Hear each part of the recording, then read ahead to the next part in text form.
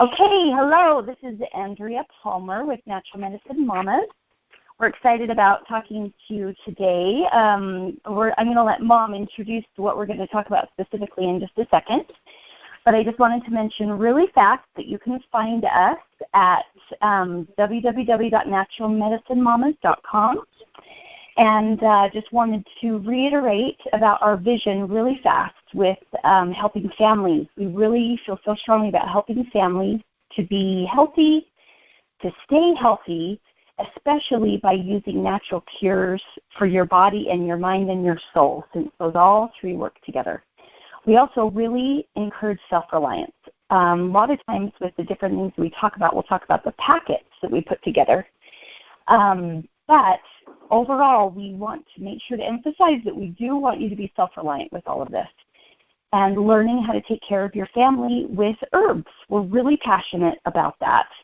So today, speaking of that, I will turn the time over to Mom, to Paula, and she will give us the introduction of what we're going to be talking about with our herbs today. Okay. Thanks, Andrea. Sorry. Thanks, Andrea. We have an Herb of the Month club that people can sign up for. The details are actually on our website. If you look at the bar at the top, you can see it. But for this fall season, we wanted to get out the products for people to use in the fall that can help through the cold and flu season. And so that's why we wanted to do some podcasts on those products so everyone who gets these through Herb of the Month Club or purchasing them will know better how to use them.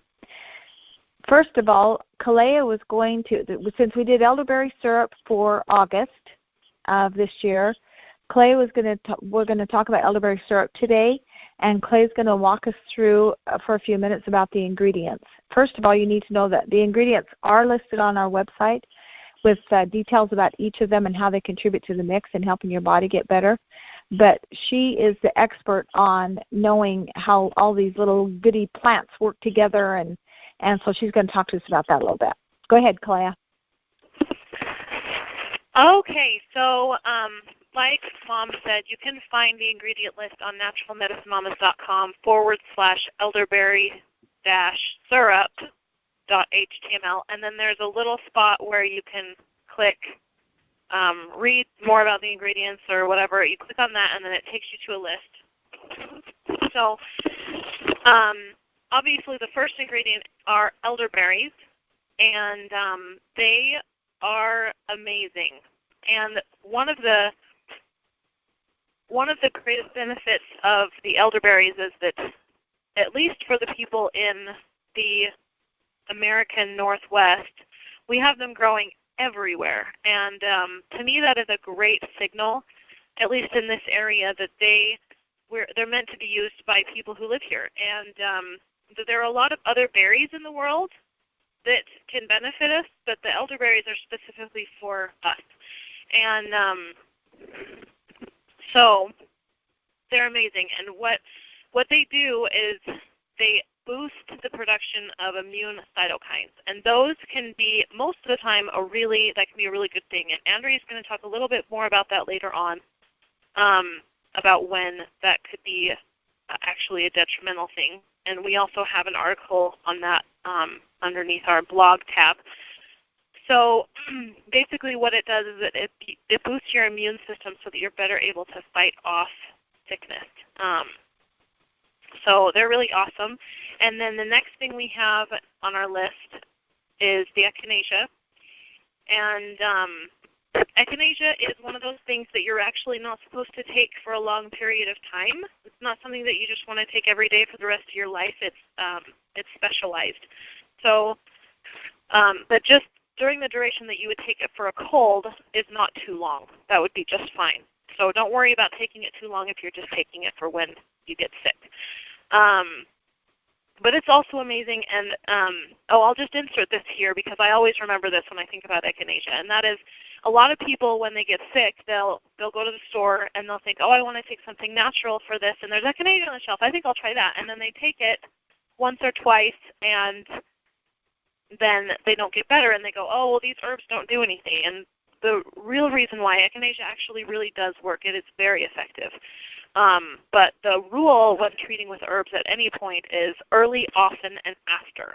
So as soon as you can, and we'll talk a little bit more about when, Andrea's going to talk about when to take it, but just remember that rule of thumb, early, often, and after, and you'll have better luck. And then the next ingredient is ginger. Ginger is awesome because it's a stimulant, and it's also very warming. And so it stimulates your body to start moving things around and to be able to get them moved out of your body. And it's very warming, which usually when you start getting a cold, you need the warming effect in order for your body to do what it needs to do. And another thing to remember with all of these herbs is that what they're doing, your body already knows how to fight off a cold, and that's why it starts producing mucus and things like that. It's for a good reason. And what these herbs do is that it supports your body in those things. And so keep that in mind also as you listen to the ingredients. So the next one is rose hips. Rose hips are very, very high in vitamin C. And they're basically, if you take enough vitamin C, there is not a virus out there that you can't kill if you have enough vitamin C. And so rose hips are very high in that. They're higher than I think all the citrus plants. It's amazing. And so there's a really good reason why we put that in there. The last one that we have in there is cinnamon. And it is another really good support for when you have a cold or digestion issues or flus.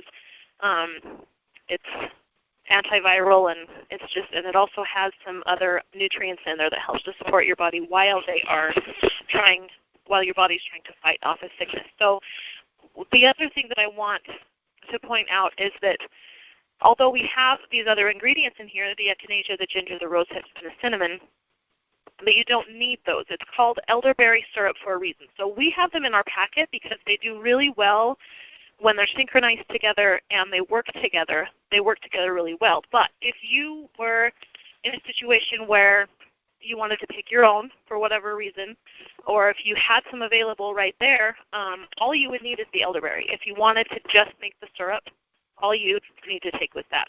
One of the cool things, though, is at least if you go up into the mountains, at least the mountains around me, is that elderberries and wild roses grow very closely to each other. They're in very close proximity. And so it's really easy to pick both at the same time because they're on at the same time. The rose hips are ready to be picked and the elderberries are ready to be picked at the same time. And so it's a really good chance to be able to put them together.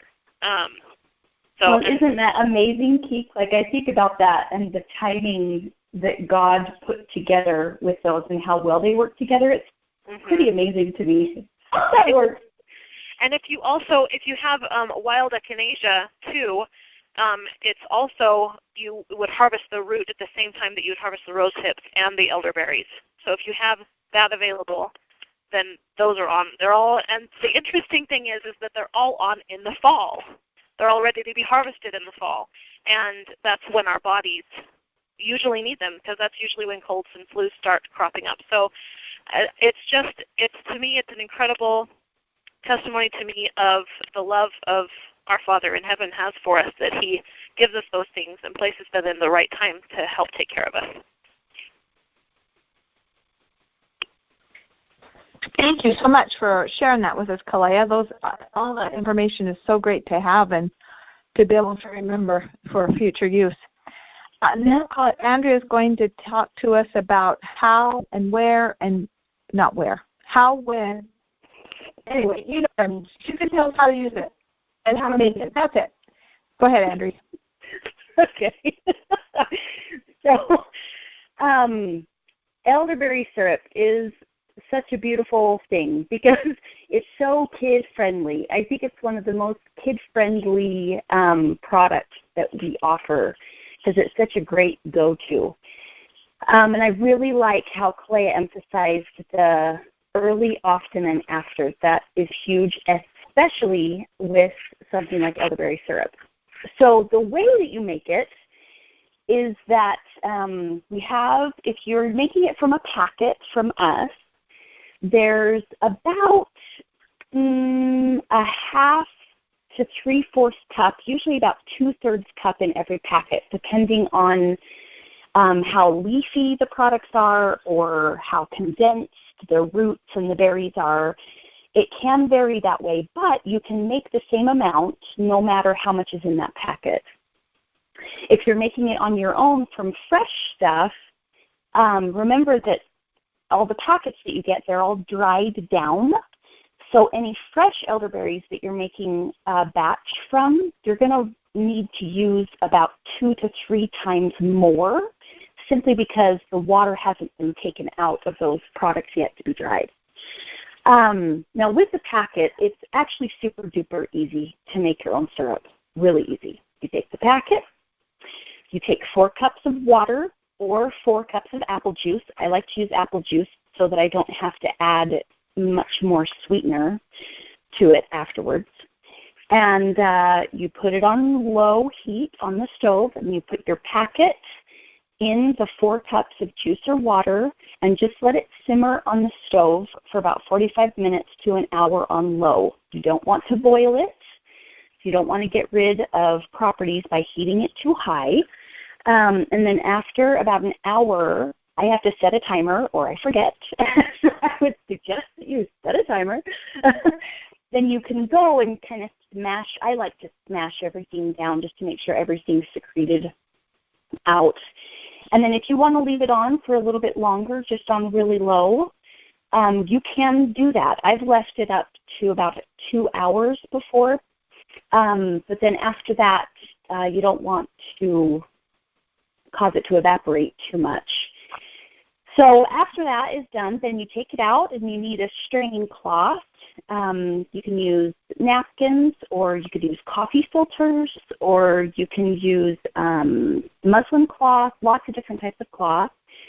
And you make sure to have a jar or a bowl available, and put the cloth over the jar or bowl and pour it in so that the liquid strains through into your container.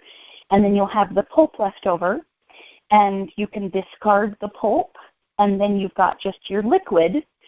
And to that, you can add raw maple syrup or raw honey or any other possible natural sweetener. If you're using it, obviously, for children that are under 2 years, you're going to want to use something else besides honey. And I usually, because I have kids younger than 2 years, I'll just split up. When I'm done with making the syrup, I'll split it up so that 1 jar is appropriate for 2 years and younger, and 1 jar is for 2 years and older. So that I know. Yeah. When you use the apple juice, do you add the sweetener still? I don't have to add as much. My kids now are at the point where I don't really add very much sweetener at all. Maybe another 1/8 of a cup. But their tongues have changed since I started using it. If somebody's just barely starting to use it, I would say add 1/4 of a cup and give a teaspoon to your child. And if they complain about it being too bitter, or you try it, and if it's too bitter to you, then just add a little bit more sweetener. And probably add 1/4 of a cup at a time, because it can get sweet pretty quickly. And it's okay, especially like raw honey. Raw honey is great for when somebody is sick or has any type of cold or cough or anything like that. So don't be afraid of using that. Okay, so that's pretty much how we make it. Do you guys have any other thoughts with that before I go on to something else? I just wanted to add a little thing. When I make it, I make it with water instead of apple juice. We're beekeepers, so I have access to honey more than most people, and so I just use the honey, and I have 2 reasons for doing that. 1 is because we have it, and 2 is because, well, I guess 3, the medicinal properties within honey, which kind of wraps up in the next one. But I'd read somewhere, and I need to find the actual reference for this, that they have done studies and found that honey is actually just as effective as like any cough syrup that you can buy. And so that's another reason why I put mine in it. And one of the big reasons why I say this is because I just want to point out that the more that you make these things, the more that you'll kind of get your own way of making it. So like Andrea does it one, I do it in another way, and neither one is wrong. It's kind of like when you've been cooking a certain recipe and you've made it 10 times, and you hardly even need to reference the recipe anymore. You just know it in your head, and you know, I can, if I only have a fourth of a cup of this, and I know it's going to work out just fine. It's that sort of idea. The more that you make it, the more you get to know it, that you might change it a little bit from how we just explained, and that's fine. That's a good point, Kate. I really appreciate you bringing that up, because there's so many times where someone who's especially just getting started with herbs, and I remember feeling this way, just kind of being freaked out if it wasn't exactly right, you know, because of the way that Western medicine thinks about portions and doses and stuff like that, where you get like Benadryl and you can only have 1 teaspoon for this amount of time. And herbs are very different from that. It's a lot more loose. Because they're food. Yeah, and because they're food. And maybe loose is the wrong term. It's a lot more personable. You can make it for what you feel like is best for your family, which is awesome, right? Mm-hmm. Mom, what about you? Do you have any other thoughts about that? I do have a thought, but I'm going to wait and see what you have to say to see if you cover it anyway. Oh, okay. So after making it, Mom, what the other 2 things that you wanted me to cover were when and how, right? How to use it, like how much you give to your children versus you as an adult, and when you use it. Okay. So for a child, about 5 to 6 years and under is a teaspoon for a dose. For like my Gabriel, he's almost 9 years old. I have started to give him tablespoons at this point because his body, he's a pretty thick kid, so his body's hefty to handle it, and I have felt like when I've given him a teaspoon, it hasn't been enough, where a tablespoon is more appropriate for him, and for me, that a tablespoon is appropriate for me. That is a dose. How often that you give those doses really depends on what you're experiencing. So here's a good example. Last year, there was a cold going around my neighborhood, and I knew that it was going around. Everybody was talking about it, that, oh, yeah, this cold has gotten me down. I hate it, la, la, la, la, la, you know. So I was like, okay, there is a clue. Like, you want to keep your eyes and ears open for clues in order to get a jump on health. And I knew it was going around, so I got out an elderberry syrup packet, and I made some syrup, and I gave my kids doses twice a day. They were not sick. They had not gotten a cold. I just wanted to give them a boost. And elderberry and echinacea are not a long-term thing that you take every day. It's just for periods of time. And so I gave them a boost for about 2 weeks, and then we were done. And it was great. And they did not get sick last fall, which I do account to obviously healthy living, healthy eating, water intake, and then being able to boost their system through earth. That's a good example of when that you want to just boost their system. So a different example is a couple years ago, my Talia, she gets colds and chest colds a lot faster than my other kids. She's just always been a little bit weaker that way. Well, a couple years ago, she came down with a cold where she got all sniffly. And mind you, this is a couple of years ago when I didn't jump on it quite as fast as I could have. But she started to get sniffly. And about on day 2, where I noticed that her runny nose wasn't stopping, that's when I thought, okay, I need to get out my elderberry syrup. So I got out the elderberry syrup, and because she was already experiencing cold and flu symptoms, Sorry, I don't know if you guys, can you hear that beep? Somebody was calling me on another line. Sorry if you could hear it. Anyway, she was already demonstrating symptoms, and so because of that, I gave her I gave her doses more often. I gave her a teaspoon of elderberry syrup every hour for 24 hours. Then after 24 hours, I backed off and gave it to her with every meal. And then I gave it to her with every meal for about 3 days, and then I backed off again and just gave it to her once or twice a day for another week. And I usually keep sticky notes that I'll just kind of keep by the jar so I can keep track of when I gave it to them. That helps me so that I don't forget. And that helped her enough to be able to boost her and get her past it with a more concentrated dose.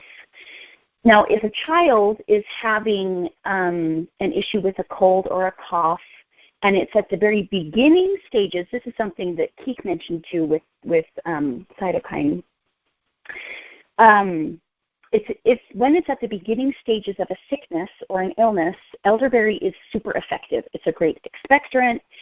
It's a great natural immunity booster. It does so many things for fighting viruses, fighting bacteria, all those things.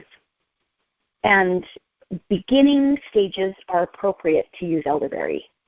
Something that a lot of people don't know about is that once you get past the very first stages of an illness and it starts to get deeper inside of your system, especially with coughs and lung issues, your body can start to fight against you once it gets to be really more of an advanced illness. If it's advanced, if a child or a grown-up has been sick with a very deep cough that is not loose, it's tight, and it's not going away, and it's been that way for 3, 4, 5 days, not getting better, then you want to back off from elderberry and you need to use some different herbs to be able to get past that. Now, obviously, we always mention that we are not here to fight against doctors. We are not those kind of natural-minded people. There's a lot of natural-minded people that are like, don't go to a doctor ever. We say follow your gut instinct. If someone has been sick for a long time and your gut instinct is saying to go to a medical professional, we encourage you to do so. You got to follow those instincts as a mother, as a father, as the protector of your children and your family. We like to see naturopaths first. Obviously, that's kind of more the way we lean. But as a family doctor or anything like that, follow through with what you feel like is best. However, with this advanced illness, what can happen is a cytokine storm. Now, we don't really have time to go over the details of the cytokine storm today, but we do have a great blog post on it on our website that it's called Cytokine Storm and Herbs, Life or Death Information is the name of the blog post. And it goes into what a cytokine storm is, how your immune system, when it gets to be more advanced illness, it can kind of become this runaway freight train where a high fever, massive inflammation, extreme fatigue, vomiting, diarrhea, all of those really bad, hefty signs of illness start to take over, and your body starts to work on overdrive, and that it can be a very dangerous situation. So we encourage you to go to that blog post, read all the way through it so that you can get familiar with it, and probably in another blog post or another podcast we will have time to go over that more specifically. So that was a lot, spewing information. Clay and Mom, do you have any other thoughts of that? Yes, just to wrap it up, I mean, this is a lot of information, but just to go back to what Andrea was first saying, to keep it simple, elderberry syrup is something that you want to take when you first start getting the sniffles, or like she said, when you kind of start hearing things like, oh, your friends start saying, oh, we're getting sick, that's when you want to take it. But if if you've been sick for a week or two and you're like, oh, I can't get over this, I better take some elderberry syrup, that's not the right time. It's when you first start getting sick. So just to keep it simple, just remember that. That's a perfect way to sum it up. I was thinking the same thing, Clay. I'm glad you articulated that so well. Thank you. And with that, do either of you have anything else you want to say about this? Awesome. It was one of the things I started making. So it's really good for beginners. It's really user-friendly. Yeah. I think elderberry syrup was the first thing we all kind of started on, wasn't it? Wasn't it the first mix that we really put together? Yeah, it's the first mix that I recommend to people when they get started with herbs. It truly is fast, easy, helps you get your mind wrapped around how to use herbs in your daily life. It's really a great one to start with. It really is. Okay, well, thanks both of you for chatting with us about this, and we'll talk to you all soon.